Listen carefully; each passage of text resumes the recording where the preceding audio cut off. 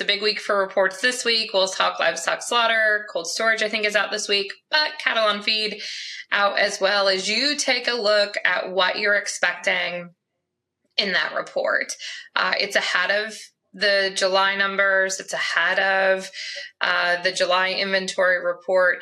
Is this one maybe going to be a little bit of a snoozer also?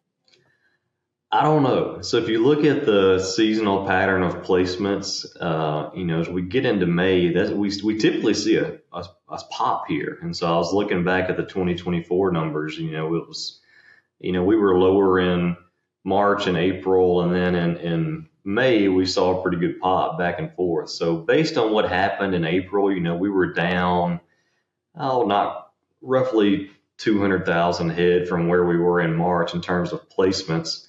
That was a similar trend to what we saw a year ago. And then as we went into May, we jumped up, nearly 300,000 head from where we were in April last year. So I'm expecting a rebound. I think we're kind of seeing that bounce back and forth a little bit. Now, the question is how much, I certainly expect us to be higher than we were in April.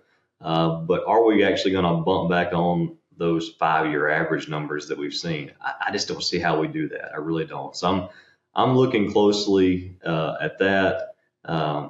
Really interested to see where we're going to be on placements this month.